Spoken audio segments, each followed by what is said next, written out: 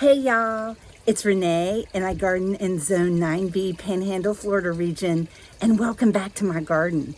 So today, I know it's been a while since y'all have seen me, but I have a lot of kind of new things and I'm really eager to show them off to you, to let you know what's growing great here in my yard, and also kind of let you know some things that aren't doing so good to help you plan out your beautiful gardens for your home too. So I'll kind of give you a few little life updates too at the end of the video if you're interested. But really this channel is all about sharing what I've learned with y'all and maybe some things that you've learned with me too in the comments section. So let's go ahead and get started with a front yard tour. All right, so we're kind of starting off here, and not a whole lot of changes in this front garden bed outside my front door.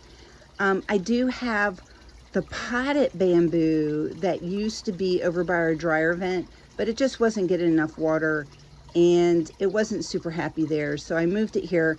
I'm keeping it in the pot, and I buried the pot mostly underground. So this way it'll still get the sprinkler heads and get good watering, but hopefully won't run out of control for me. This is clumping bamboo, so it's not supposed to be super aggressive. But y'all, if you've been in my backyard, you know that's not entirely true. So, and of course, please never mind all the little weeds, because I've already weeded through this bed about 6 weeks ago. And of course things, especially those dewberry vines, y'all know, right? Those dewberry vines are very hard to eradicate, and the best you can do is just keep pulling them and hopefully starve it. I got my mondo bushes. I got a couple of blossoms on them this year, my mondo azaleas, but not that many. I just think they're probably getting too much sun. But you know, if you're thinking about getting boxwoods, I would tell you that I would hold off on that. These would be a perfect Florida yard boxwood substitute. Highly recommend these mondo azaleas. I bought a boxwood, and it was a variegated kind. I got it half off at Lowe's. Well, y'all, let me just show you this. So this is it here, and I know it's getting the right amount of sun, and it just, well, it's sad.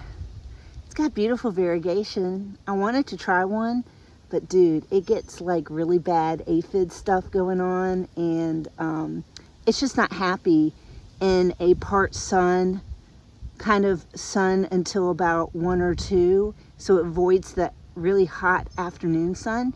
I know it's getting enough water because there's a small leak here, and sometimes when I run additional irrigation, if things have been really dry, it's getting some, and that's probably like once or twice a week, in addition to whatever it might be getting from my sprinklers. But I only run my sprinklers right now for about 30 minutes because I find that if I don't run it for about 30 minutes every day, that a lot of the things just... So listen, we're going to kind of go back here for just a minute. So I know they say deeper watering is better, right? Y'all with me, right? And you only need deep watering maybe once or twice a week. And you know, we've been in a pretty severe drought. But you know, most of our homes, at least along the coasts where I am, especially if you're in a builder house, we're on sand, right? So I could run my sprinkler maybe twice a week or 3 times a week as a deeper watering. But all that water is going down through the sand, and it's not really being held on. As much as I amend my soil, it's not holding on as much as I would hope, even though I've been in my house 30 years, right? It just hasn't held on enough. So if I do 30 minutes, that's enough to get those roots recovering from the heat of the sun, and seems to do really well. So, you know, I'm not wasting resources by doing deep waterings that aren't helping the plants, and the plants are happy with what I'm doing. And I am a fan of whatever works. If you find something that's working for you, maybe you're in a more northern area and you have more clay, in your flower beds, if that's you, do the deeper waterings because that clay is going to hold on to it. But here in the coastal area, man, it's just, yeah, it doesn't hold on to a lot here, unfortunately, even though I've added the compost, I've added the mulch. Maybe if I'm adding compost a lot over a long time and I've really built up my beds, but the way the rains happen here, a lot of that's just kind of washed through. And I know because I have some Japanese maples in the back that look like they're full-on Lord of the Rings Ents, and they're about to take off. So we have a lot of erosion here, you know, especially on ant hills that a lot of our older houses that are attached to septic tanks are. So you got to do what works for you. So don't ever feel guilty about that. Back to the tour. Hey, while we're over here, I may as well talk about my agapanthus. They're just about done blooming, and they were magnificent as always. Now, these are under a deciduous crepe myrtle, so in the winter they do get a good bit of sunlight. But I find that in order to get them to bloom, they have to be in deep shade here. But you can see that indeed, oh, spider webs. Ew. Didn't see you there, dude. Sorry, man. You can see here that the seed pods are really full on coming now. You can grow these from the seed pods. I would wait until some of them are falling off before harvesting. And I've actually germinated these in egg cartons before, and they were itsy bitsy babies as they were growing, but they were babies and they were alive and easy to do. While we're down here, I'll talk about this bed, and I'm going to mention to you about what is the conditions for this bed here. So this bed is getting full-on shade until probably about 2, and then it is full-on sun for the rest of the day. So this is truly a part sun or part shade bed, and sometimes those are the trickiest ones to plant. So especially when it's like a deep afternoon blistering Florida sun coming down on these. Most of the camellias have done really well here, especially the ones, surprise, surprise, underneath my crepe myrtles. And as we come out, you can see that these, like I'm talking about like that guy right there, doing great even though it's in full sun. This guy right here is doing amazing. And then these are also doing good. But I did lose 2. So those were ones that I've propagated. So I'm missing one there. And then unfortunately, it looks like this guy right here has died. So I can probably propagate some more, but I'll probably do the sasanquas out here instead, because I know that this is a more sunnier spot too. I propagated some of my own Everest carex. I bought 2 really big Everillo carexes from Walmart recently, and I divided those in half because they were big, and they're doing just great too. There were some other ones in here, like false gingers were in here. I had some black mondo grass, but I'm not really seeing a whole lot of those. But we're gonna talk for a hot second about the yarrow. Oh my gosh. This yarrow is flippin' amazing. So easy to propagate too. I know in a lot of y'all's yards, this is kind of weedy stuff here, but in my Florida yard, to get some tall, whimsical blossoms like this that just dance in the breeze, holy smokes. They have added so much to this garden bed. I would highly, highly recommend growing these. I think I got these seeds from Swallowtail, but I'm just so happy with them. The other plants that I've really put out in here this year are daylilies. So I know a lot of y'all, I've had conflicted emotions about daylilies in my past, but I picked up a whole bunch of packs from Walmart this year, and I planted a whole bunch of them. And then I also ordered some specialty ones. And before we leave this bed and maybe look at some of those specialty ones, I did transplant some canna lilies that I had from the backyard that were in almost full shade. So I knew even if these areas were a little shadier, that they would be just fine. And so I've got some of these planted here and there from just normal divisions. So that worked out really nicely. So I ordered some lilies from shiners, irises, and daylilies, and they have been fabulous. I cannot talk more about how great this company has been. I can't grow irises here. I don't know if it's just not enough sun, not enough water, maybe too much of each. But I was able to get some really cool daylilies from them. And I thought they were reasonable, especially for the size of them. I mean, of course I have I think these are Stella Lunas. I'm not sure, the yellow one that's back in there. And I've actually divided that one quite a bit. So it's in a lot of different areas in my garden right now.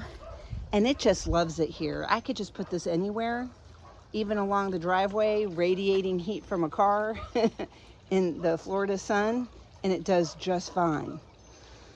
The other from seed plant that I have done is these awesome straw flowers.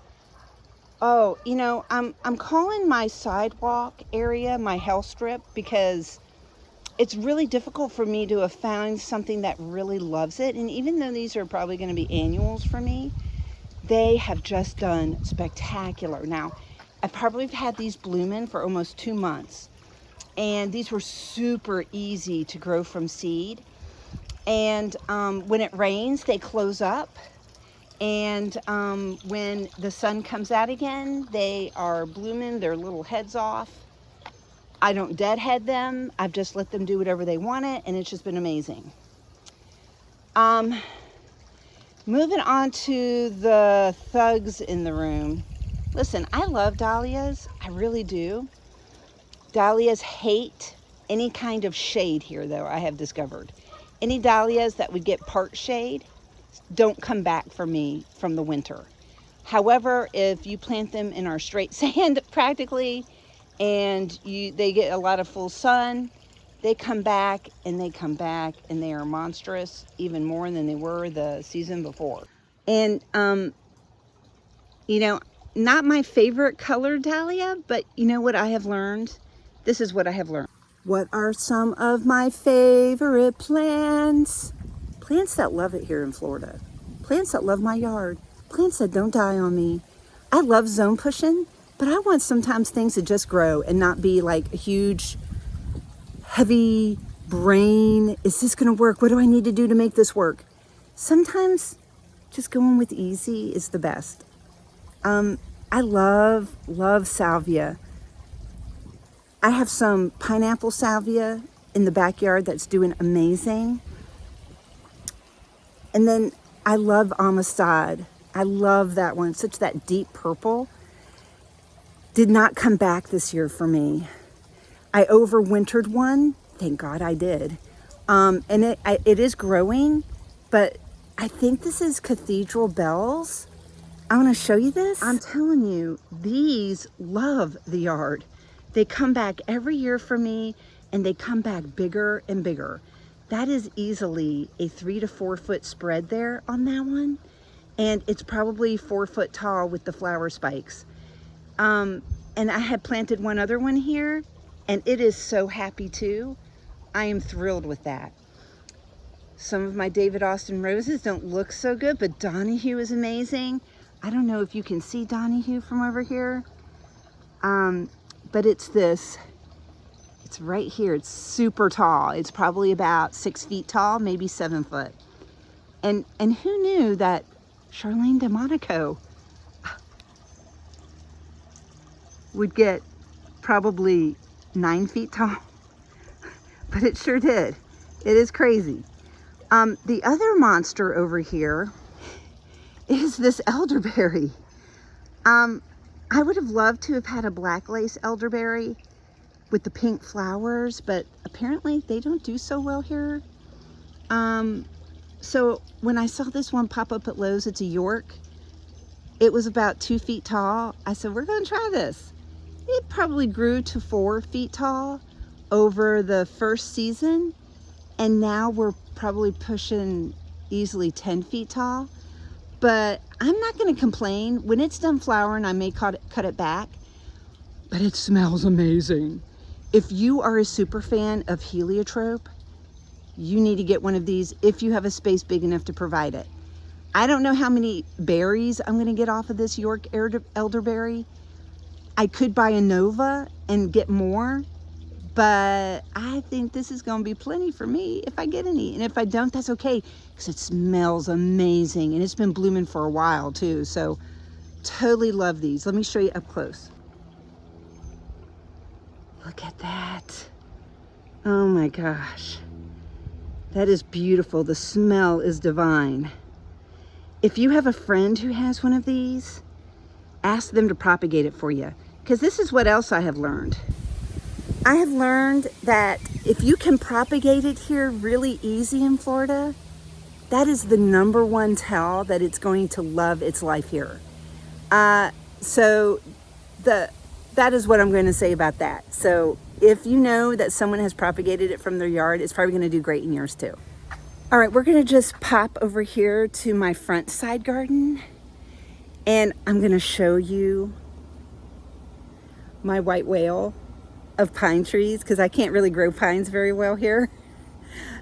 Most of the conifers, I'm just saying, not super happy here. But white pines you can usually do, and this is a weeping white pine.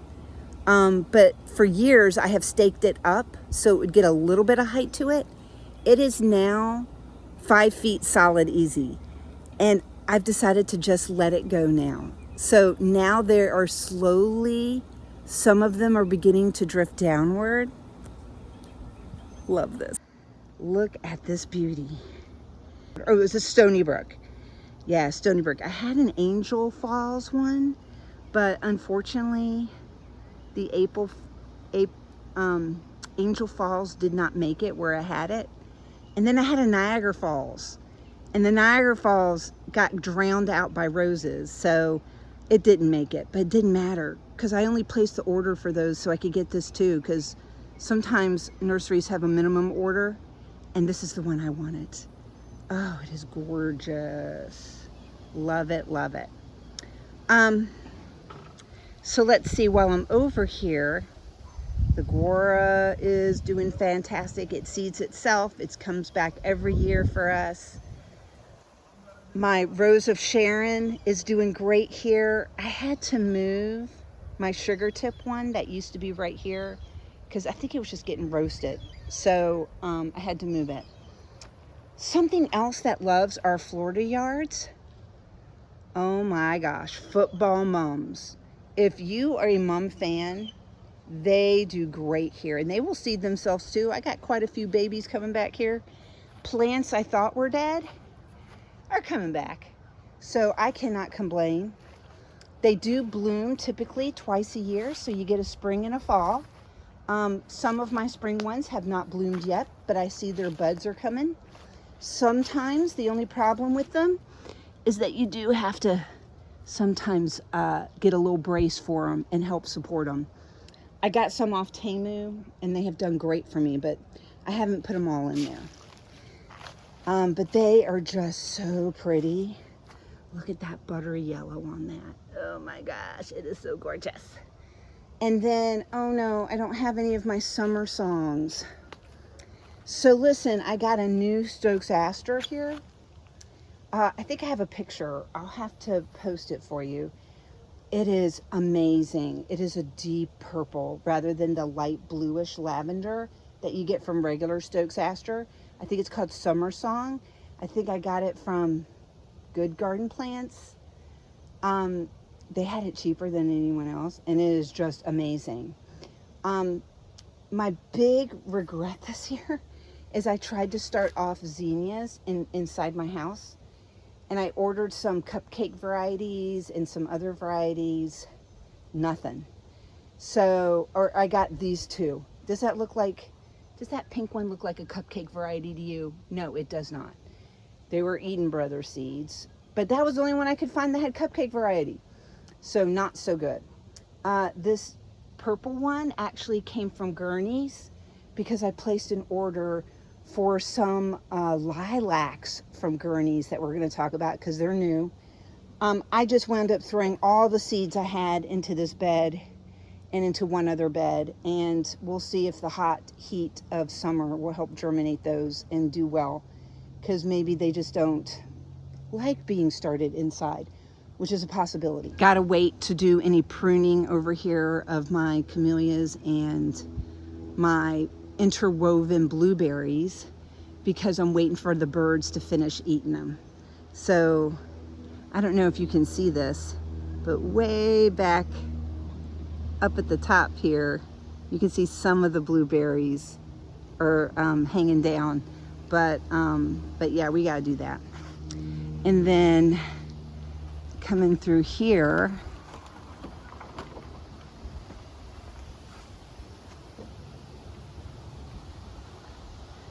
I have some water going on over here right now, but I have I know I'm not a vine person, y'all. I'm not. But what I am is a scent person. And sometimes exceptions have to be made. And I don't know, but I think these are still half off at Lowe's right now from Monrovia. But I picked up a evergreen Armandii clematis. And it is doing great here. You can see all the light green foliage here is doing awesome. The dark green is what came with it. So I know it's happy where it is. I picked up a dwarf Joe Pye weed. I got a gold mop cypress. I had picked up a couple of dahlias. There's a dahlia I overwintered because I wasn't sure it was going to do well, so I kept it in my garage, the tubers, and it came back. Some more Shiners daylilies right over there. That is, I think, is it Roseanne or Roxanne? It's a geranium. It's a garden geranium. It has bloomed for me once. It's got one little tiny purple on there. I don't know if you can see that. Maybe I should turn off the sprinkler. Hold on. So it's right in there. And I've heard that sometimes geraniums, like the landscape geraniums, can be a bit of a thug in a garden. I welcome your thugness. Please come and invade this garden bed. I also have a Sweet Henry, Sweet Spire, bloomed amazing, unique scent. It really is a slightly spicy scent. I can't put my finger on what spice in particular, but it is amazing. I have a Sweet Shrub Aphrodite here. I'm nervous about where it is right now because of the growth it's put on this year. I have a feeling this is going to get large really fast. Part shade here. In fact, this whole garden bed only gets probably midday sun for a few hours. Beautiful little rose there. Got an osmanthus over here. Has not bloomed at all, but it has amazing. In deeper shade, it's green, but in lighter shade, it really takes on a silvery hue and has those white edge leaves, which is amazing. I have a button bush here. I'm waiting and waiting, but I don't think it's going to come back here. I think it was just too small. Then over here, I have, this is Old Hall Rose David Austin. This is the first year that it's probably giving me some pretty reliable blooms. It is gorgeous. Looks like something is trying to cross with it though and make it turn its color. Has a myrrh scent. Over here is, so I know I didn't really want a Peggy Martin, but I had bought Claire Austin here and put it in the ground, and it died a couple weeks later. So I decided I would be okay with a white Peggy Martin, just because I was worried that their spot may be cursed and I wasn't sure if something else was going to go there. I know David Austin has a warranty on theirs, but I wasn't sure if it was something that I did or this spot was cursed, and I didn't want to make a claim on that. But I have made a claim on the country parson from them, and they did allow me to purchase another rose. They were out of the country parsons, but I got the poet's wife, and it does okay. Not great, but I think that'll be for another video. We'll talk about which David Austin roses are doing awesome. And then back over here, I'm probably going to regret this because it is kind of an invasive. I got a Sweet Autumn clematis again, a Monrovia half off sort of a deal. And yeah, it's really happy. Surprise. This is my pomegranate. It's a Monrovia too. I got it half off too last year. It has put on a lot of good growth. It did have blossoms, but I have found that birds or something likes to eat all the blossoms off of it. So I'll have to wait till it gets bigger before I'll probably be able to have any fruit. And this is where I wound up moving that sugar tip, Rosa Sharon, because again, it gets more shade here and I think it'll be happier. Yeah, we're going to save these roses for another video, I think. But let's go ahead and move onward. So my fig tree is looking amazing right now. Has a lot of great figs growing on it. It actually gets mostly shade here, but it still manages. Trying to keep the elm tree pruned above it so it'll get some indirect light at least. This is the Shishi Camellia. It is probably 6 feet tall and probably 8 feet wide. So if it says it stays under a certain size here in Florida, things have a tendency to get super big. I got some Virginia creeper over here trying to grow on the fence. I got to get that off. I do have some climbing roses over here too, so it's a bit of an unknotting game, so to speak. What else is new? I think I got some, is it called iridium? I picked up some bare roots of that. The ones that get more sun seem to be doing better, but these are hanging on. I got a whole bunch of spider lilies. The white one and the pink ones, or maybe they were reddish pink, and they're doing good. I got a double play spirea, and it is gorgeous. I didn't know I could grow one of these in Florida, but apparently it loves its home right now. I have also added some more abelias. So this is a kaleidoscope. I think I got this one half off at Lowe's. My pineapple sage is doing good here. So it has had blossoms off and on already. Looks like it's starting to get into stasis mode though. Something I've tried to beef up in my yard this year are the calla lilies, because they come back and they are happy. And then let's talk about my Conifer Kingdom Stryax Japanese snowbell. Has not broken dormancy, just like the button bush. I'm making sure it's watered, and we're going to keep keeping our fingers crossed. Hey, while we're back here, let me just talk to you for a hot minute about my beautiful hydrangea highway. So the other thing that I was able to propagate really easy and did really well with was hibiscus. So I have some Rosa Sharons in here now, and I also have regular hibiscus. So now it's the hibiscus hydrangea highway. But you can see that they look just amazing all the way down. It's going to be lovely. I've tried to fill in the calyxes in the back over here with some other plants. I got some Japanese holly.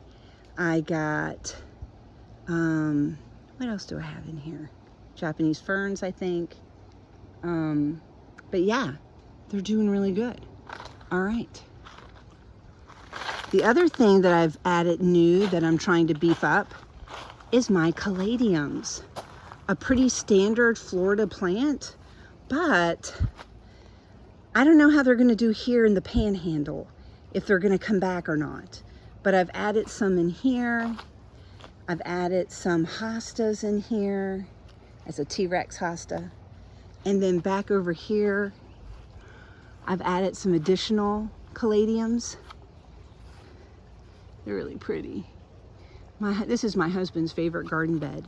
It's the Coleus hosta grasses with one Mahonia in there and a Japanese maple. Anyway, this is really pretty. I wound up overwintering several clippings that I rooted from last year's Coleuses, and that works out really well from year to year. I don't have to buy anymore, and it doesn't take much to root these, so that was really easy. I think I have a cherry back there in that pot. One grew about 3 feet from my okami cherries, so I'm going to see if I can grow a new cherry tree. Who knows? And then I did place an order with the TN nursery for some ferns.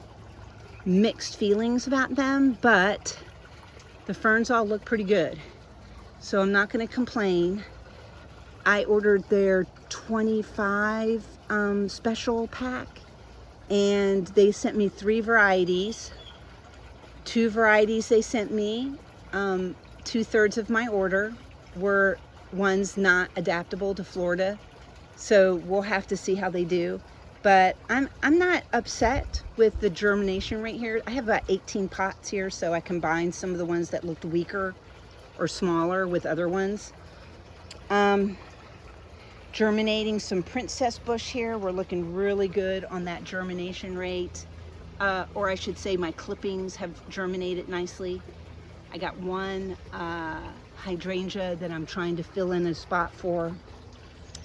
The clivia that I have here, it, however, I got this half off last year at Lowe's. I don't think it loved its spot where I had it, even though it was in pretty deep shade most of the year.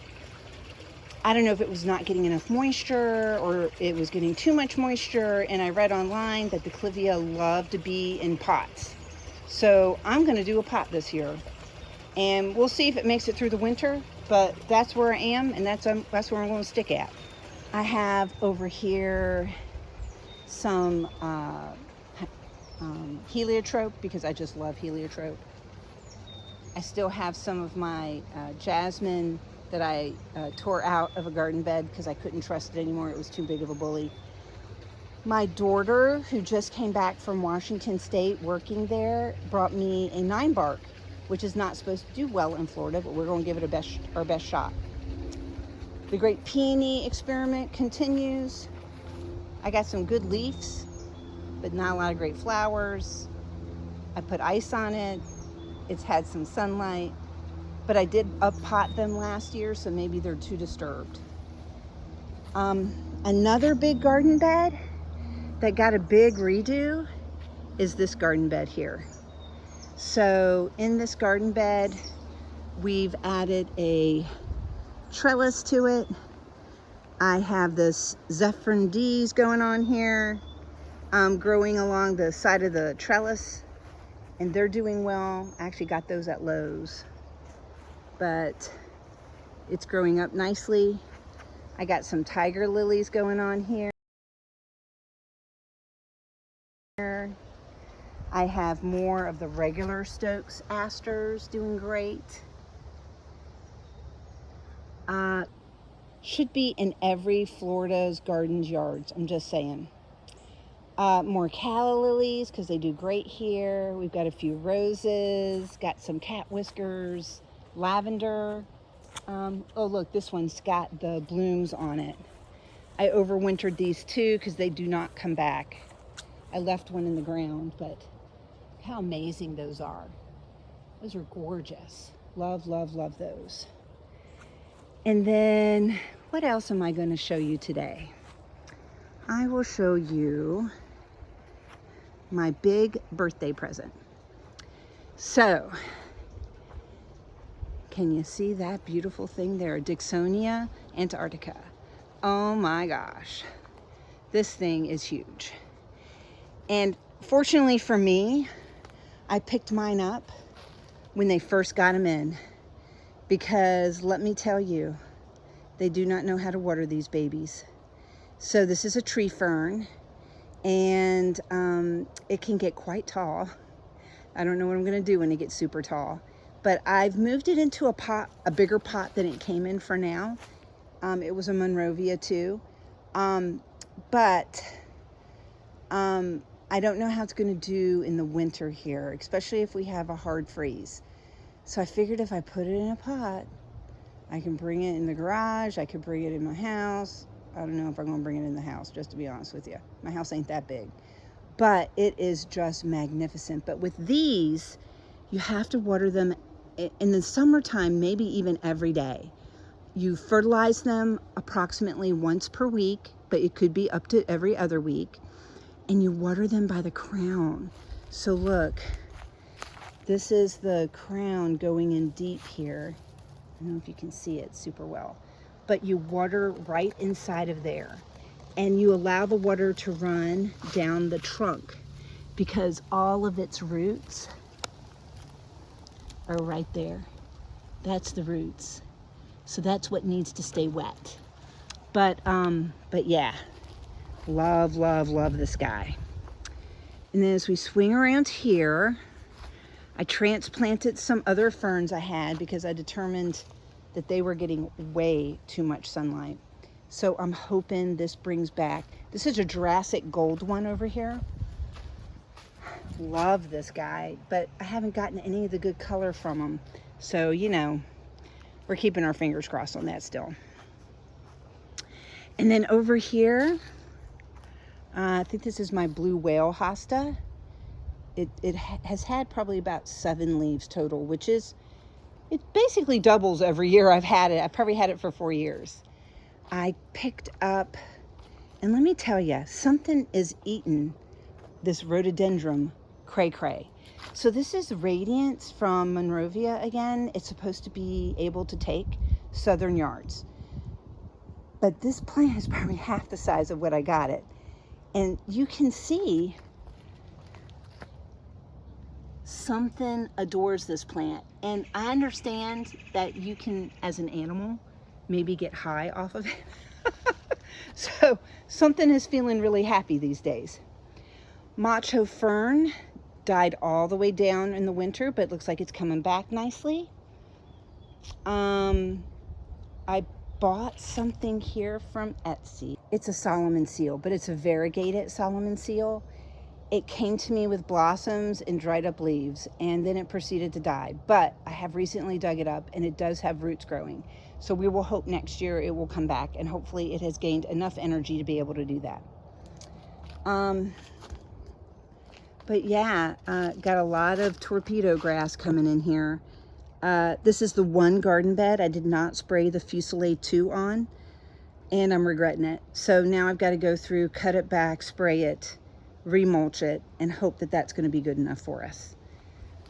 I got a Ruby Falls Eastern Redbud too. It is glorious. Most of its leaves are turning green, which is absolutely fine, because when it first leafed out, I did get a couple of blooms, but not as many as I would like. And I love the color here. I think that really looks great. The pineapple lily though, I think this blackberry bush in front of it is hogging up all the water, but I've added some of those braces that I got, and I think it's gonna be okay. And then the last big thing that I got that you guys probably have not seen yet is I did add another cherry. So I think this one's called like Snowfall. And we added a bunch of daffodil bulbs underneath it. So they're starting to die back now because they got late bloomed. They didn't bloom properly, but they got late planted, I meant. But we got this beautiful cherry tree here, and this is a memoriam tree. So here's the life update.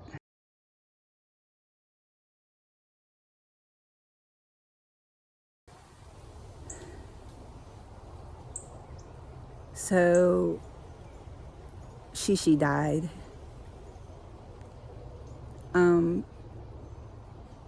My son that was the Japanese chin, that was my partner in crime in the garden, he died 4 months ago.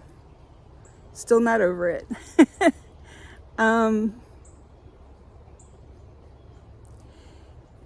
The day before he died, we took in a rescue, a Japanese chin rescue. His owner had died. That dog had nothing to do with Shishi dying because Shishi tried instigating play multiple times. He was happy he was in the house. But he died overnight. It went about 10 minutes and it was over. If there was ever a dog that I wish had a quick death, it was him. He deserved it. You never want to see your dogs suffer and have a prolonged pain and suffering like some diseases with dogs can have. So we probably think it was like an embolism or a heart attack or something. He was being evaluated for about 5 months for heart conditions, but he couldn't take the medication, and he, quote unquote, wasn't bad enough to get another different kind of medication. He had SIBO his entire life, which is small intestinal bacterial overgrowth, and his was responsive to antibiotics. So he was actually on an antibiotic every other day his entire life, which was fine. He was 9 years old, so he lived a great life. In fact, that day that he died, he had a great walk. He had a pup cup, had a little steak for dinner, along with other things. And he just lived his best life. He deserved not to have a long, prolonged death. The other dog doesn't really like women that much, but he is warming up to me finally after 4 months, but loves my husband. And you know what? He deserves a day for his sun to shine too. So I am so happy that this dog adores him.